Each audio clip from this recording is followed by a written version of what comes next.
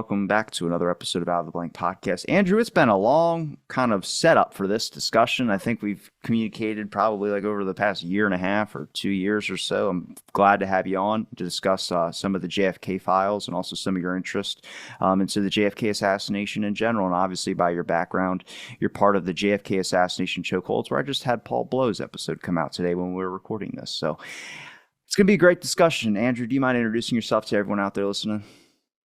Sure, Robbie, and thanks for having me on. It has been a long setup, and I've been watching and listening to your show since you started, and I got to applaud you for wow, man, I apologize in advance. you've had the most amazing guest list on, and it's really impressive that the work that you've done. So I got to hand it to you. Having people like Judge Tunheim on, I've really benefited from a lot of your shows, and for a young guy like you to dig in like you have and score those guests, it's been an impressive run that you've had. I appreciate it. Thank you for having me on. I'm honored to be on your show. My name's Andrew Iler. I'm a lawyer up in Canada. I've been practicing for a little over 20 years. My practice is focused on litigation and administrative law. I've been on I've chaired a federal tribunal in the administrative law area, which has been a particular interest for me. I got involved with my interest with the JFK case started like a lot of people back in the late 80s, early 90s. I wasn't alive when the president was assassinated, but I've always been fascinated by it. Obviously, when Oliver Stone's movie came out, it kind of hit me. I'd read a couple of books before Oliver Stone's JFK film came out, but once that film came out, I was fascinated by it. I wasn't in law school yet, but when I got to law school, just my studies and my interest kind of converged on the JFK Records Act. And once that was passed in '92, I was aware of it. I read it. I followed it. And then when I knew that the deadline for release was in October 2017. So as that date approached, I pulled my printed copy of the JFK Records Act out of my files. I started to read it, and then when all the files weren't released on October 26, 2017, I really looked at what could be done legally about it, and I dove in as a lawyer, a Canadian lawyer, albeit, with my knowledge of things like the writ of mandamus and judicial review, very similar kinds of law up in Canada and the United States, and then I got involved with researching and drafting the claim that's presently in the California courts against President Biden and the National Archives. I'm no longer involved with that project, but it occupied a lot of my time for 2 years after those initial postponements, and so I've learned a lot, and I've written quite a bit about it, and my part of the Chokeholds, JFK Assassination Chokeholds book, largely stemmed from my research and writing on the JFK Records Act.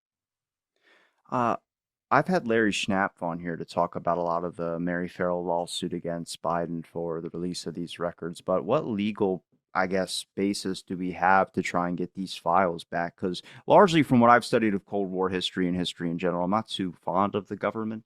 Not that I don't think it's not needed, but I've noticed that they've made a lot of promises and kept very few.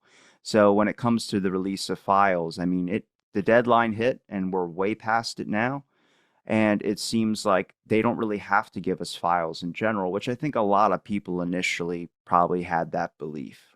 They held out hope that there might be a trust and like, hey, maybe they might do it, but they really didn't. I don't know. For us, it just seemed like having an act passed and something like that didn't seem like they would really hold to it, just because it seemed like if it's an operation or something. And I had talked to Tunheim and all those that have given me the things that could remain classified and the reasons why.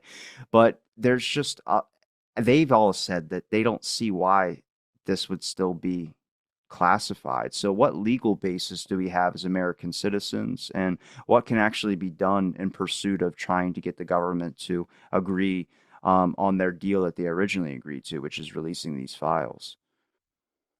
The uh, the whole JFK case really, in my view, comes down to one issue, and that's power.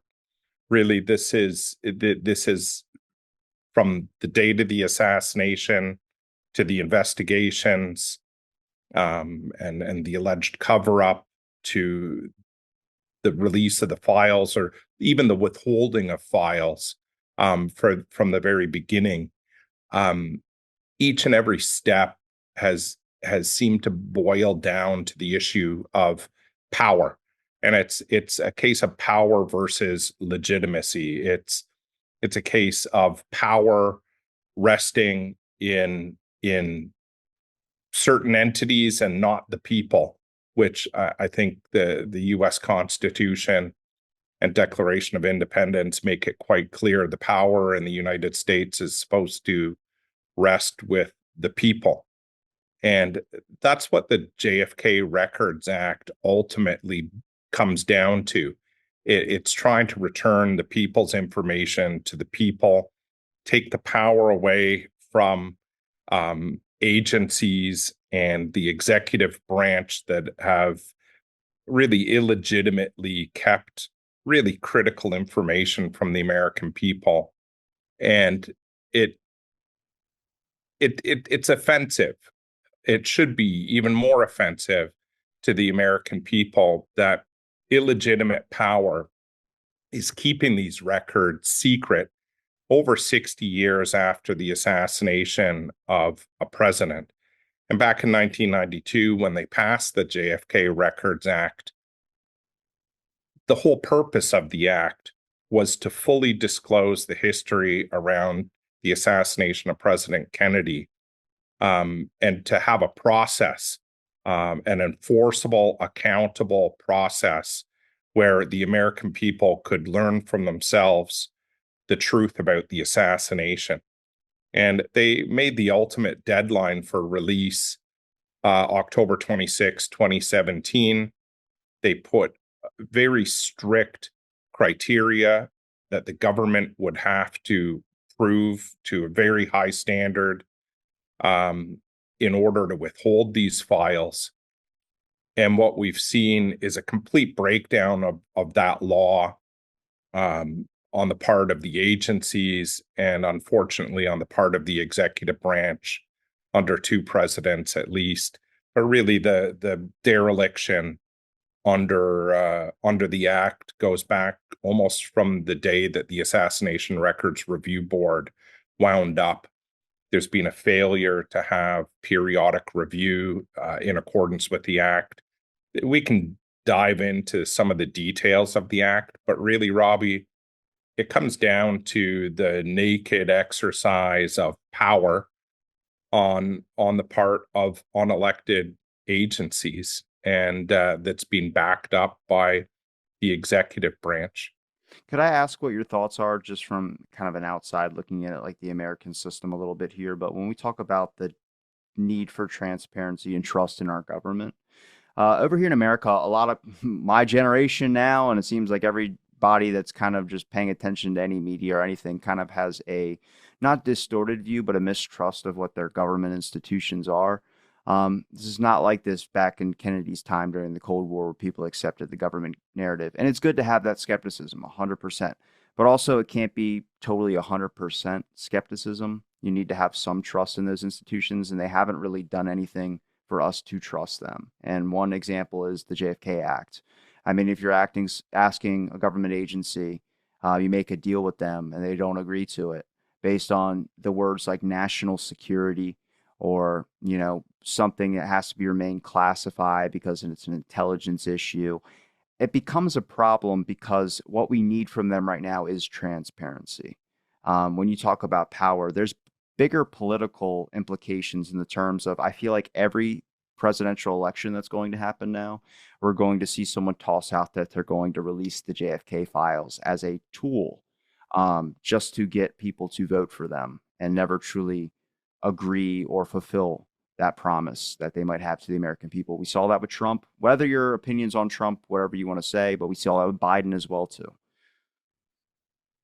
Yeah, the thing is with what we're seeing with the JFK records, it America's founding principles are aspirational, and they're wonderful. The founding fathers really came up with a very ingenious and thoughtful set of principles to establish the United States, and I think, like, I really honor the principles that founded the United States, and I think it's worth fighting for, and making sure that the government doesn't overstep and overreach the powers that flow to it from the people.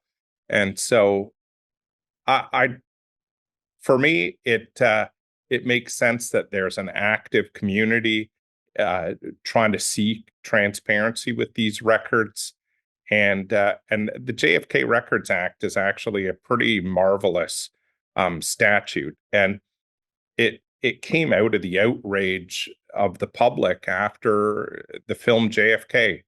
The JFK Records Act wouldn't have happened without the public outcry about the withholding of these records. So the system really does work. Just sometimes it takes a really strong push from the people to make it work. And a lot of, your generation and even my generation, they don't see the importance of the JFK case anymore. It's kind of odd. There's a divergence in reality and what people think. Almost 80% of the American public strongly believes that there was a conspiracy to assassinate President Kennedy. Yet, when people actually look at the details of the assassination, they're labeled kooks or conspiracy theorists, even though 80% of Americans believe that there was a conspiracy to murder the president. So that kind of divergence, it's almost like gaslighting. Your reality is being distorted, whether it's by the mainstream media or or leaders in positions of power. So I think people have to really take a good look at this. This is why we wrote the Chokeholds book. I mean, my part in the Chokeholds was fairly small. I wrote about the standards of proof that applied to the Warren Commission, the House Select Committee on Assassinations, and the Assassination Records Review Board. And then I wrote a small part of the final chapter, which is getting quite a bit of attention, and that's about 60 years of obstruction of justice in the JFK assassination case. And I got to credit Paul Blow, my co-author, for really delving into that issue. But it was flooring. It's a very, very lengthy chapter in the book, and it really details 60 years of obstruction of justice in the JFK case. There really is still, it's culminating even to this day with the withholding of thousands of assassination records unlawfully after the statutory deadline in 2017.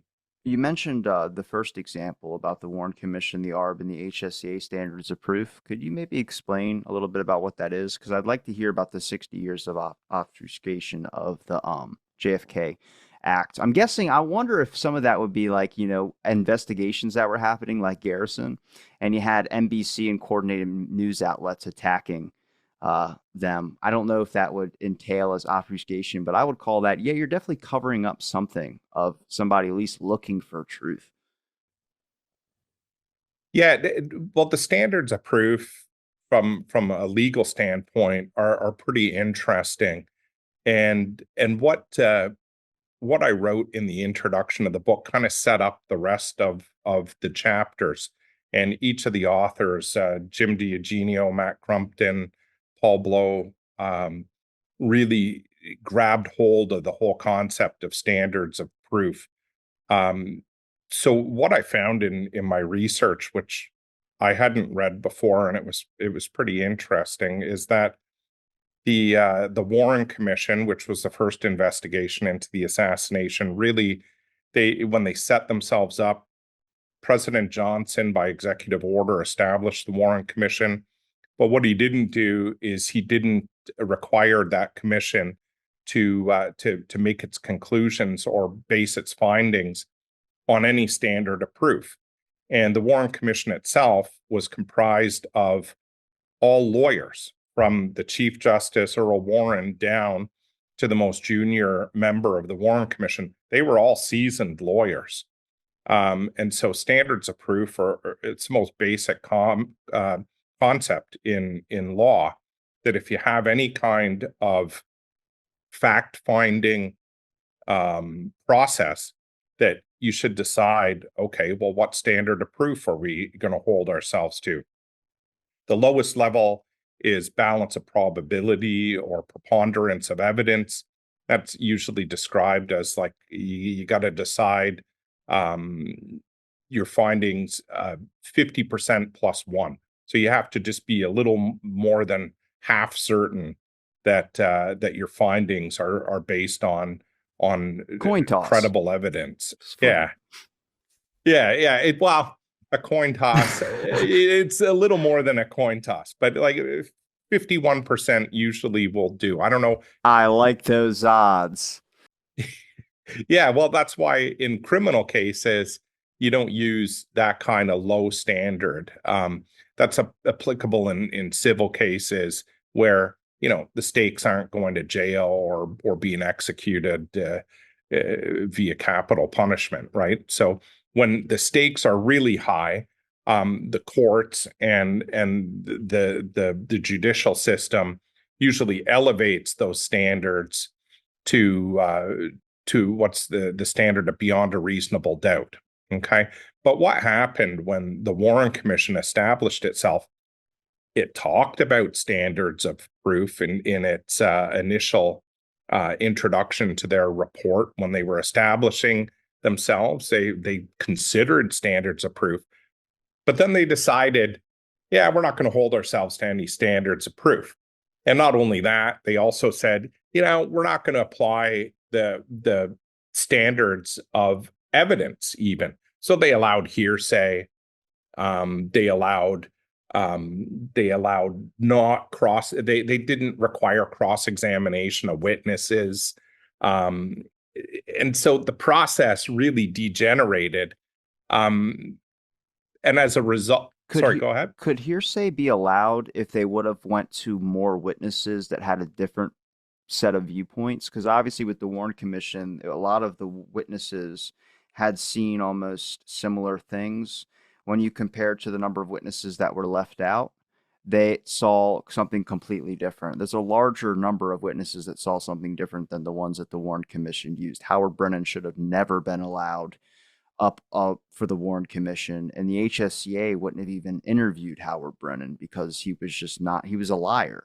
Wasn't where he said he was. The Warren Commission moved it to make it fit to where it looked like, okay, he was here, then it was here, then it was here. They moved him around, which you just can't do when you're messing with a witness's memory, obviously. But if you're going to use hearsay, could you use hearsay if you would have actually done it ethically and gathered the whole list of individuals that they bothered to take their names, but just didn't bother to interview because they said shots came from the knoll or shots came from some other place?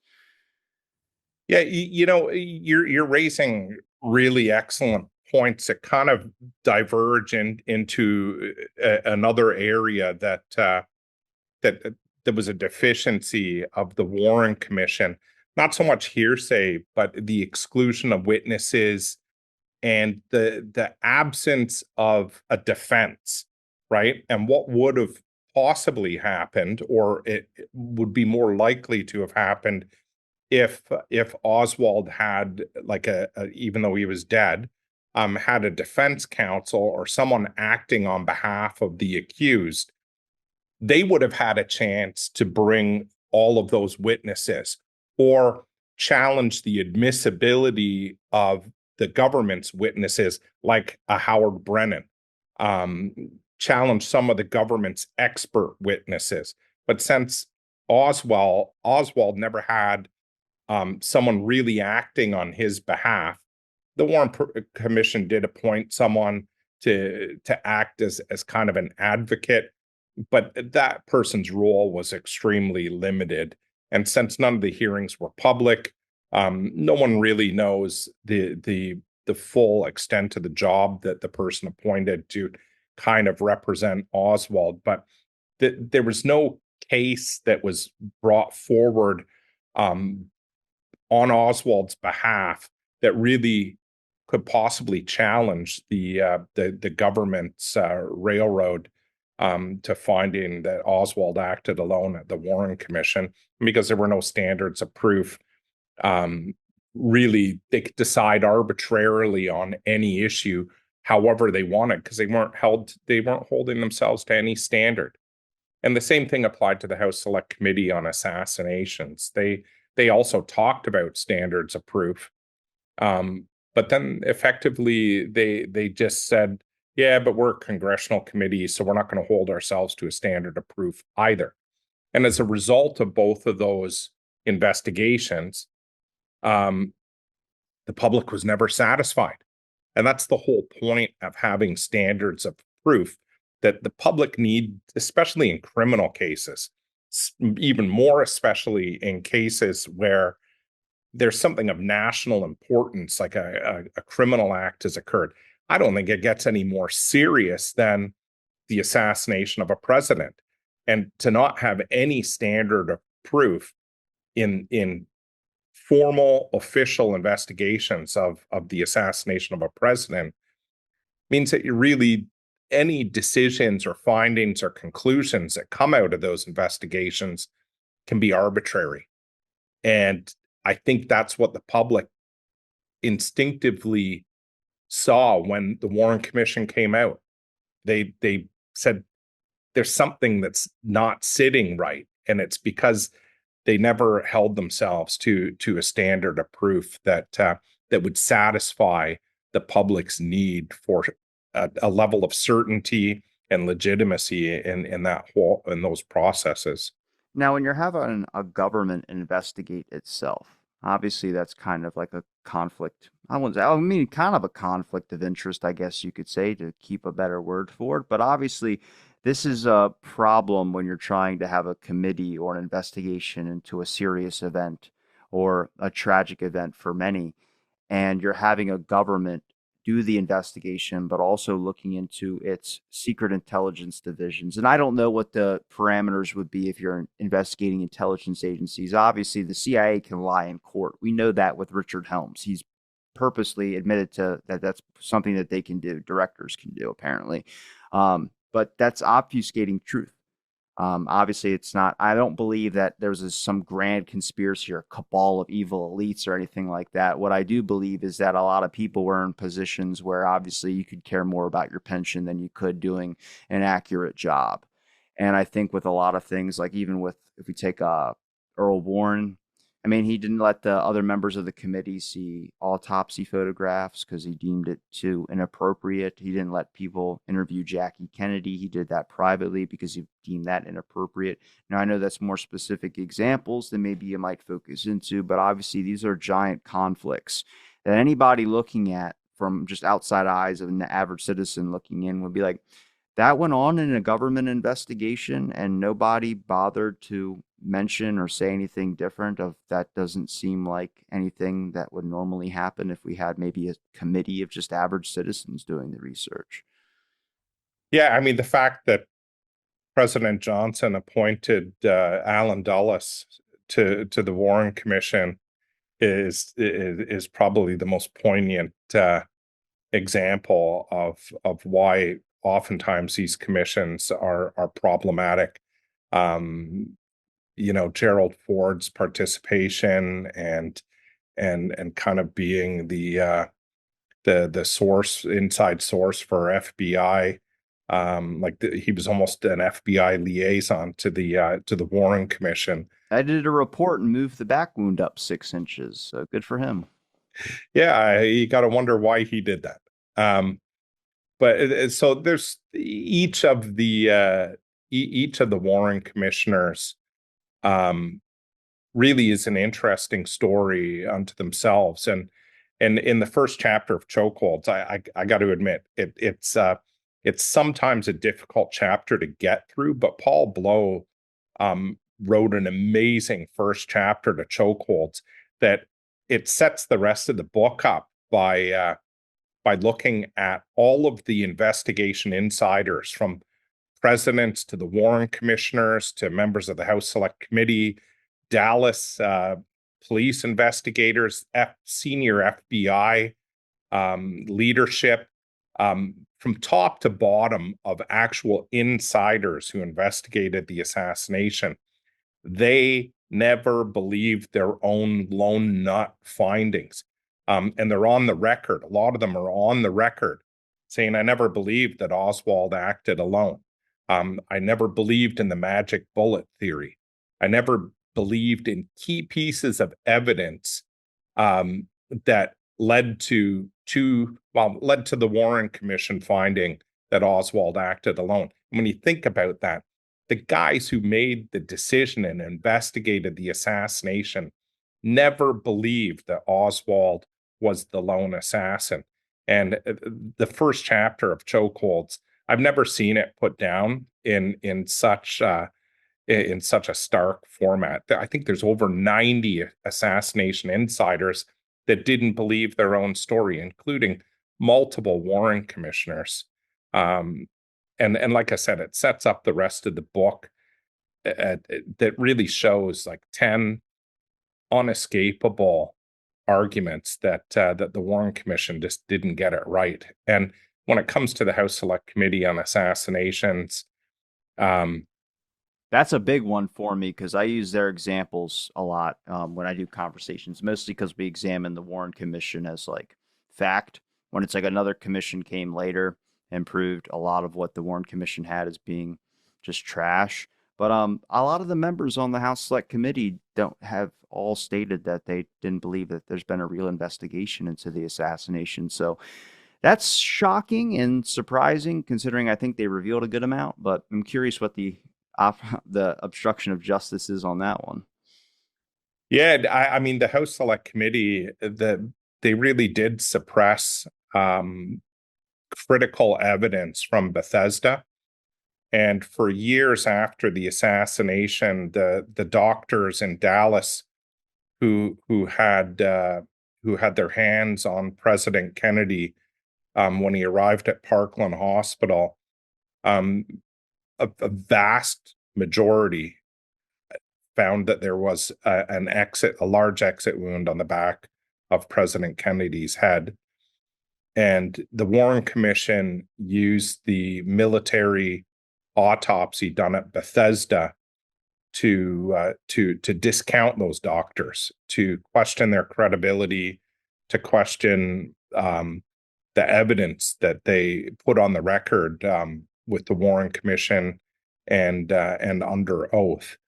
And what came out of the Assassination Records Review Board are dozens of interviews with the Parkland witnesses, all under oath, by the way, the Parkland witnesses and the Bethesda witnesses.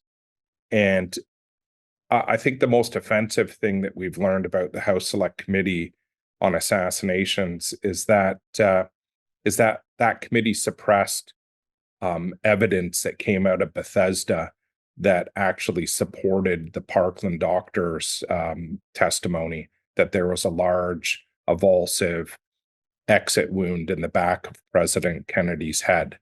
So when you think about that, Americans were told after the Warren Commission and through the Warren Commission that the Bethesda autopsy doctors were the expert doctors.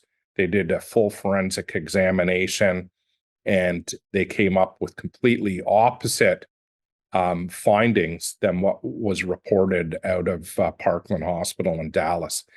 And when the truth is that that was never the truth. most of the Bethesda witnesses corroborate the Parkland doctors. You can call that whatever you want, but it seems the suppression of that absolutely critical evidence was potentially an obstruction Would you of a formal government investigation. would you consider at any time you look at the media during all this and wonder about the media's kind of play in obstructing some justice? Obviously, when it came to the investigations of the Warren Commission and the HSCA, I wouldn't consider myself a media, but goddamn it, I got a microphone, so you can lump me in that category. But obviously, we get involved in certain people's uh, objectives or something of that sort. And it seemed like with the HSCA, it's pretty prominent that they were giving a lot of interviews. A lot of people were criticizing the work. A lot of people thought it was a waste of money, especially Richard Sprague, who was initially probably would have been the best fit for the HSCA, was not hardballed out, but he was taken out of leading the commission, which he would have done a better job than Blakey. But he was asking things like a bigger budget, and then he rattled off a number that just probably made a bunch of people in that room grab their pearls, just because it was a very high number, and people in politics didn't really care to want to investigate the Kennedy assassination again. Yeah, when it comes to the media, Robbie, I got to say it's kind of surprising that that NBC, ABC, CNN, I think was around back in the 90s when the evidence actually came out about what the Bethesda medical staff actually saw, that the mainstream media never touched it. So a large majority of Americans, again, who still believe that the Warren Commission conclusion is wrong, the majority of Americans never really heard about the similarities between the Parkland and Bethesda medical findings about the president's rear head wound. Why don't you think if the media knew that there was a real problem with the official story, why wouldn't they report that? There was almost a media blackout on almost all of the major pieces of information that emerged out of the Assassinations Record Review Board's work between 94 and 98. You really don't hear too much in the mainstream media about things like Operation Northwoods, which also came out from the ARRB's work in the mid 90s. We saw it recently when 2021, when they released some files after Tucker Carlson went on air and said what he said, and they bothered to do another release. I think there's been maybe two more after that, but they were small batches. But they Northwoods documents had came up trending in the news again, and they were all calling it a conspiracy. And I was like not like conspiracy as in like it was a plot to no, like as in it's a conspiracy theory, as it's like it's just wild. Like people were trying to debunk that, oh, this is obviously a false document or claim. And I'm like, no, we really did have those thoughts back then, whether they're thoughts or not. But the HSCA even has documentation talking about now, if I could give you a hypothetical situation, if you could go to baby Hitler and kill Hitler in the crib, preventing all this. They talked about that in the HSCA documentation. I saw that. I was like, no way. That's like some stupid thing you say with your friend when you're talking about some, I don't know, off joke or something like that. Like it was just ridiculous to know that people in the government were thinking how like a 15-year-old would think. Yeah, I haven't seen that particular part of the HSCA testimony or discussions, but yeah, I think they had some pretty wide-ranging conversations on the HSCA. They certainly did contribute to the assassination research. I mean, in the end, they did find a very high probability that there was a second shooter that took a shot from the front from the grassy knoll. Now, look, hey, I gotta say, if you can pull in an interview with Dan Rather, I would love to hear some explanations why I'm not Dan, having that liar on. You're crazy. why he found that the president's head was driven violently forward by a shot from the back after being one of the very few people to watch the Zapruder film. I'd love to hear a Well, full explanation. you hear these wild conspiracy, like the ones that are really out there, like Jack Ruby didn't shoot Oswald. And like, I have to find out where those came from. And just as an interest, because you have an interest in the assassination, I have one too. But when it comes to where that might have stemmed from, is the number of reporters that didn't actually identify Ruby in the basement because everything moved so quickly. And it was weird. The cops that arrested him had covered his face and brought him inside. Which, look, they did that with Oswald too. Whether you want to say they just were trying to make sure press didn't get a good photo, which is a lot of people were concerned what the press were going to be able to take and clip out and post up. But when it comes to Dan Rather, he did a special. You can watch it on YouTube. But when he's explaining the Zapruder film, the guy asks him, just a random news person that's in there with them when they're doing the special. He goes, so what's going on here? Dan Rather goes, I want you to watch the Zapruder film. You tell me where the head goes. And the guy goes, it looks like it goes back and to the left, like just straight up. Like as soon as he sees it, Dan Rather goes, well, see, you don't know that. Jackie Kennedy could have pushed JFK backwards at the time, and that's what could have caused it. I go, damn it, there's a conspiracy out there that Jackie did it. So that's where it stems from, as far as I can tell. I haven't been able to see anybody else, state something that Jackie was behind it. That was only Dan Rather. So there's a lot of with Dan Rather and many other people. Walter Cronkite, nation's dad, I guess, of the media. A lot of people have different views now that I think more time has led on. A lot of these individuals seem like they were inflated for a purpose because they were reporting something that necessarily fit a narrative. Yeah, it's again, there's a divergence between reality, what people are actually seeing with their own eyes, and what they're being told by the mainstream media. And I mean, the Zapruder film and what Dan Rather said is, I mean, the fact that they suppressed the Zapruder film for 12 or 13 years is another thing. It's like being in a relationship with a narcissist. You're like, damn it, I know you did it. Like, don't lie to me. And they're just denying it right in front of you. Right in your face. It's extraordinary. Yep. What about the ARRB's obstruction of justice? I'm curious because a lot of people point to them as doing more work than the HSCA and the Warren Commission based on a lot of their medical interviews. It wasn't initially supposed to be like that. It was supposed to be about releasing classified documents. But Jeremy Gunn, and I think with Judge Tunheim, he explained this. He didn't know how far they could really go when it came to some of the interviewing things that they were able to do, and they realized they didn't have any set boundaries. So he probably could have done more if he had that advance, but Jeremy Gunn was managing to actually put people and say, no, this is what you said. I want to know what you think now. I want to know what you're stating. Let's clarify for the record. Yeah, it's truly amazing the work that Jeremy Gunn and Doug Horn of the ARRB did to capture under oath depositions of really critical witnesses from Parkland Hospital and from Bethesda, including the two senior autopsy doctors who conducted the autopsy of President Kennedy. The work that they did, yeah, it initially wasn't written in stone in the JFK Records Act, and I think they took their mandate to collect the evidence, available evidence from the assassination, and put it all into national archives so the public could look at it. They took that and they really tested the level to which they could push it, and those interviews have contributed massively to the research and to the history of the assassination. I always look at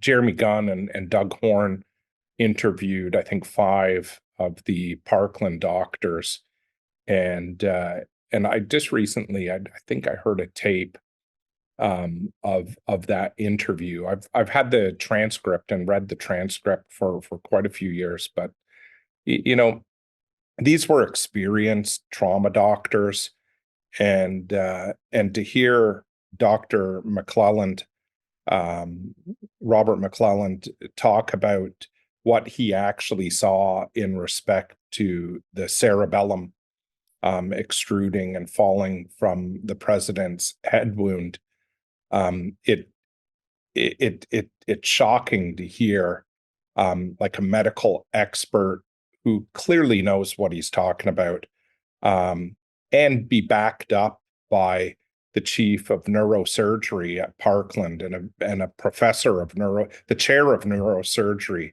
at Southwestern Medical School.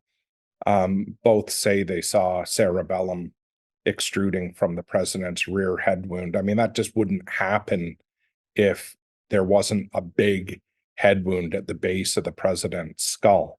And to have that testimony under oath in real detail, and here Dr. McClelland adamantly state, it's not that I just thought it was. I know it was cerebellum coming out of the back of the president's head. And because of the location of the cerebellum being at the base, the posterior base of the brain, there's only one way that cerebellum, which is clearly identifiable from cerebral tissue, you hear Dr. McClelland say it as adamantly as he did. It just makes the official findings of the Warren Commission all the more laughable. I mean, the magic bullet is being fully examined by great researchers like Dr. Cyril Wecht, but the head wound really recently has come under really intense research, particularly about that cerebellum element of it. Well, And there's so many brain fragments that keep, like, I thought there was just the one Harper fragment.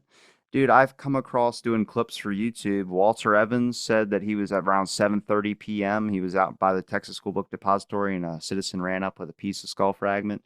Vince Palomaro is quoted and has the documentation on it about on the C-130 plane that there was a skull fragment found on there. Then there was a skull fragment found in the limousine based on certain testimony of witnesses at Parkland Hospital, and officers as well there too, that they put it in a bucket, was never submitted into evidence. Where I'm like, this might be the most botched autopsy in the history of the world. But the fact that, yeah, there are so many amazing professional researchers like David Mantic, Dr. David Mantic, Dr. Gary Aguilar, Dr. Michael Cheshire, who have really taken the head wounds and the medical evidence of the head wounds to the next level of analysis. And again, Jim Diogenio in Chokeholds writes an incredible chapter that just nails down the evidence of a front shot, based on the amazing work of modern medical doctors who've looked at that evidence. And again, a large part of the evidence came out from the Assassination Records Review Board and the work that was done by Judge Tunheim and his staff. Just incredible work, and it's worth looking at. And I think, thank goodness for YouTube and shows like yours that get this message out, that there is real evidence, solid evidence of that contradicts the Warren Commission findings. can I ask what files do you speculate could be held or still sealed up? Do you think they happen to do with operational procedures of intelligence agencies, or do you think that they could be things to do with like the autopsy? I've heard the whole gambit of stuff. I know there's files probably still on Clay Shaw or other individuals that were investigated, whether it might be a private matter. But with David Montague, when I spoke with him, he has obviously with all these ARRB researchers, they have a file with whatever they listed for, whatever they were able to receive, and whatever they investigated. It's on the Mary Ferell site. You can see everything. You click on some of those, they don't have a link. Like, so if you click on whatever where the link's supposed to be, it says not found, or it says withheld, where I start wondering, why would this, like the Clinton incident, I brought it up to him and he couldn't speak about it because apparently it's still documents that are being withheld. Why is LHO's interview at a mental hospital being withheld for national security purposes? That makes no sense to me. Yeah, listen, I was going to give a shout out to Mary Ferell and particularly to Rex Bradford. Rex, really, truly an amazing fella. who Give me more free searches. It's all I got to ask. You got to limit if you're not a member. Yeah, you know what? I joined Mary Ferell. It was well worth the $70. I think at the time that that I joined on. That organization has done excellent work on putting pulling together the information and filling a lot of gaps that are left. They have a better archive than NARA does in a lot of ways, and they've tried to actually assist researchers.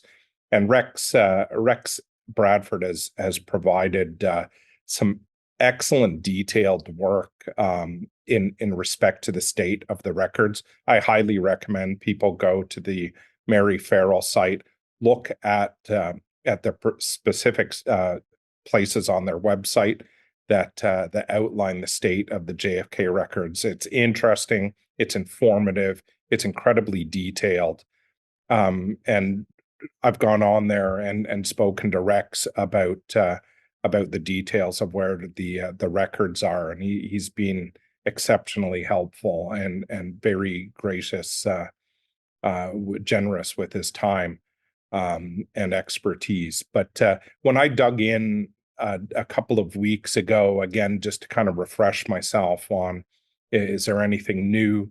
It looks like there's about 510 records that are currently withheld in full um, uh, in the JFK Records Collection. A vast majority of those records are IRS files. A very small number are deeds of gift. For example, the tapes of William Manchester's interviews with Jackie and Robert Kennedy. And then there are also a very, very small number of records being withheld that fall under the exclusion of the Act for sealed grand jury documents. So that amounts to about 510 records that are withheld in full. Most of the records, I think there's under 5,000 records that they're claiming are withheld in part, and the amount that's being withheld in part varies. There are some records where there's a word or two that has been redacted, and then there are other records with far greater levels of redaction. I think the big problem, Robbie, is that a lot of the records were destroyed clearly before the ARRB came in and started to collect them. Some records were destroyed after the JFK Records Act was passed, like Secret Service records pertaining to motorcades, 2 presidential. weeks after Tunheim requested those things too. Yeah, no one was held to account for that. There's other records that have been labeled not believed relevant.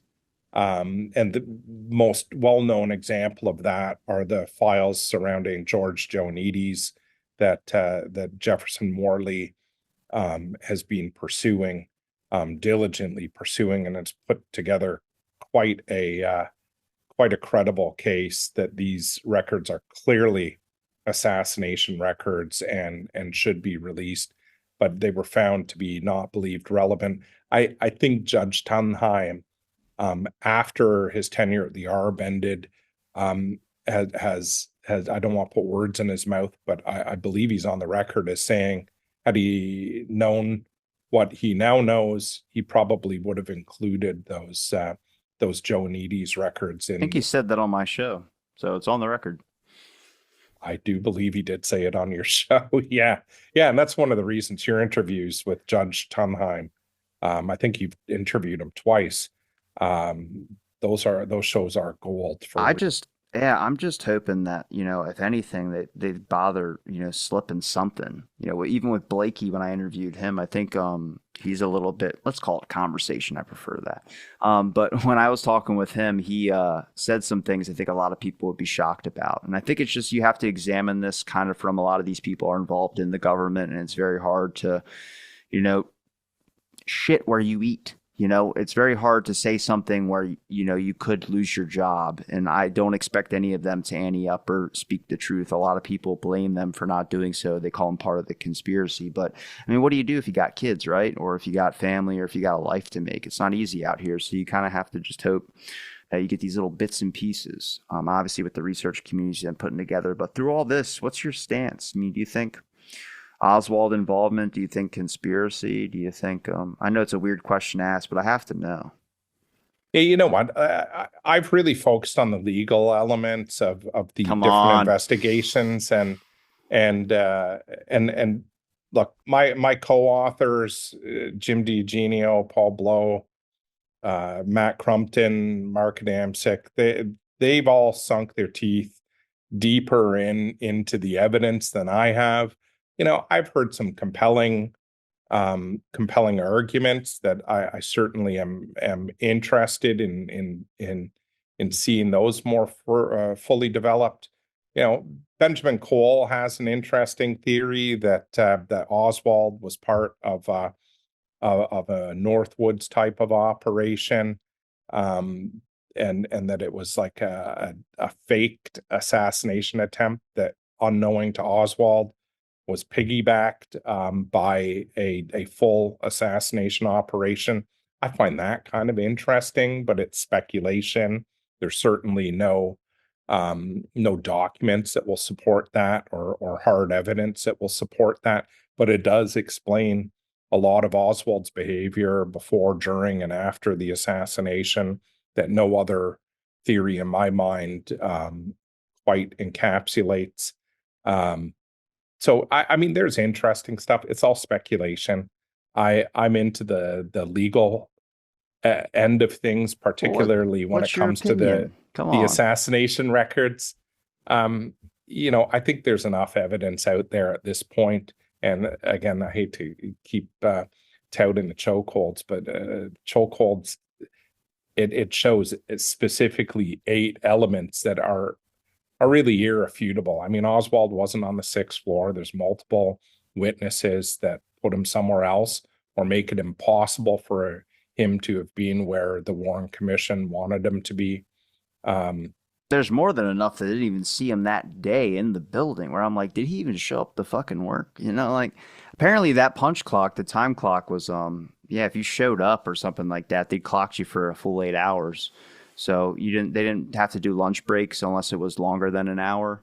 So You if know, you the yeah, the unfortunate part for the Warren Commission is that there's researchers like Barry Ernest who've dissected Vicky that Adams. six, the whole Vicky Adams story that was never properly investigated or reported or given its due by the Warren Commission. Um, there are so many researchers that actually understand very nuanced and specific parts of the investigations, that they're far more knowledgeable than the government actors who are trying to prevent this information from coming out. If I can get back to one issue, and it's the breakdown of the process under the JFK Records Act after the Assassination Records Review Board wound up its operations in 1998. The act requires that periodic review of the postponed or withheld records happens, and there's a part of the act that actually defines exactly what that periodic review had to entail on the part of the National Archivist and the various agencies that were seeking to keep these documents withheld. Documents could only be withheld under very specific criteria that are set out in Section 6 of the Act. The criteria apply to all government offices. The Section 6 criteria apply to all government agencies, including the president. And what happened after the 2017 statutory deadline is that, unfortunately, President Trump was given bad advice by the Office of Legal Counsel, who said the Section 6 criteria was no longer operational law after the 2017 deadline, and that's just legally incorrect. The Act makes it clear that the Section 6 criteria apply to the president, they apply to all the agencies, and they apply to any decision with respect to a postponed record. And to get rid of the Section 6 criteria illegitimately or unlawfully was the real cause of the breakdown of the JFK Records Act, both after 1998 and especially after 2017. What was supposed to happen after 1998, for every record that the disclosure was postponed by the Assassination Records Review Board, the ARRB had a document called a final determination notice for every postponed record.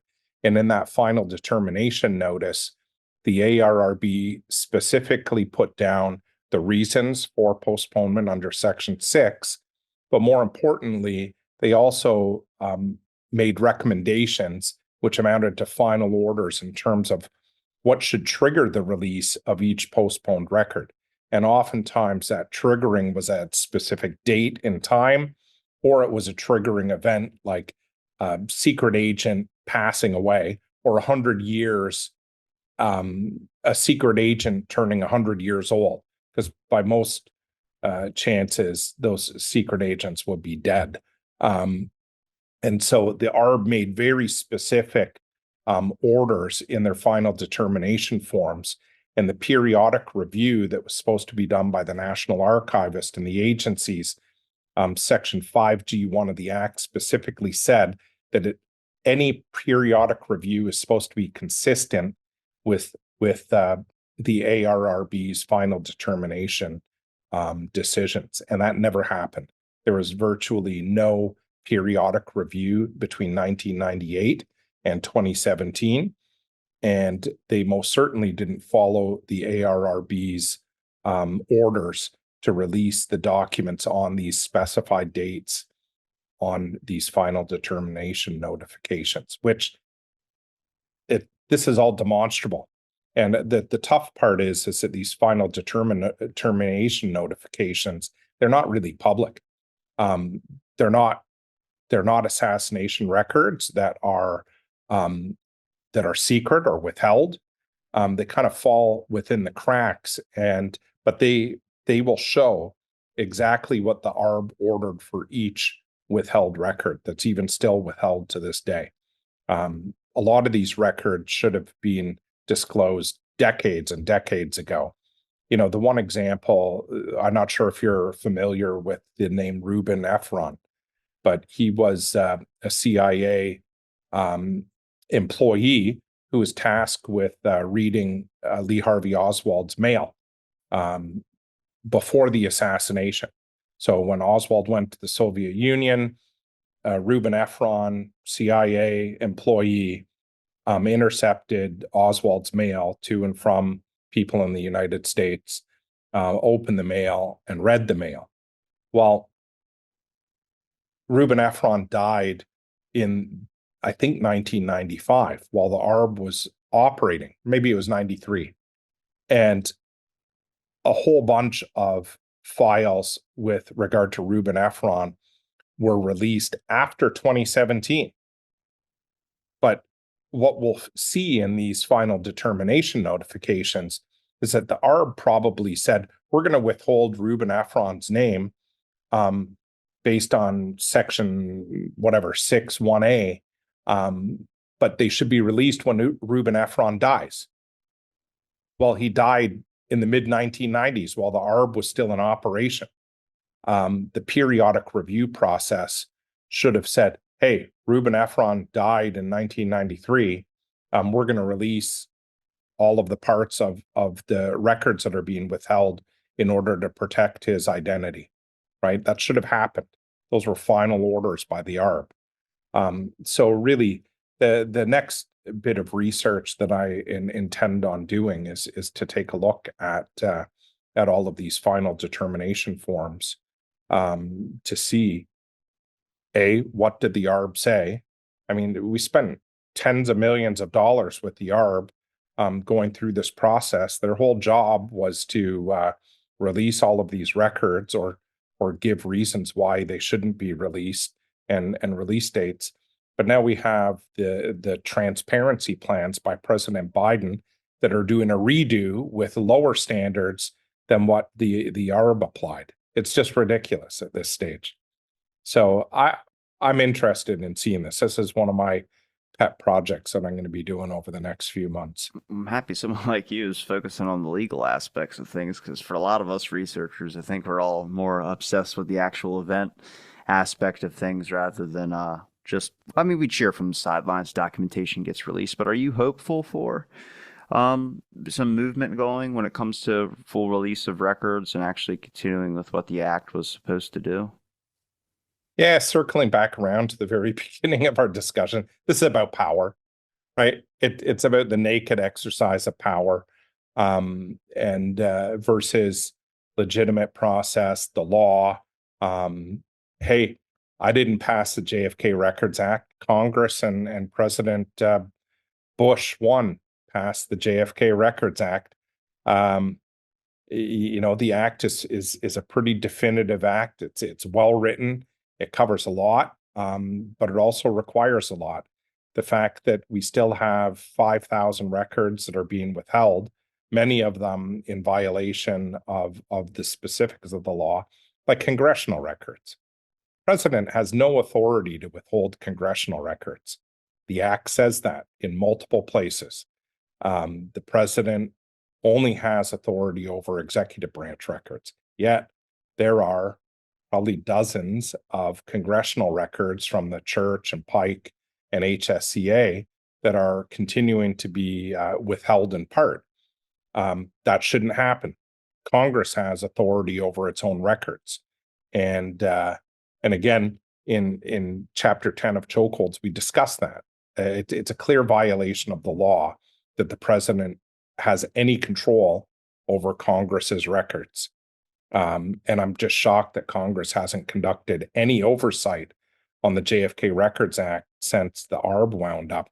There should almost be annual reporting required, that Congress look at the state of these records and say, hey, are any of our congressional records being withheld? We passed this act specifically as a result of the end credits in JFK, in Oliver Stone's JFK film. And, you should post that, a little snapshot of those end credits. Said the congressional records won't be released until, what is it, 2029? Damn, they already scheduled another date. I didn't even know that.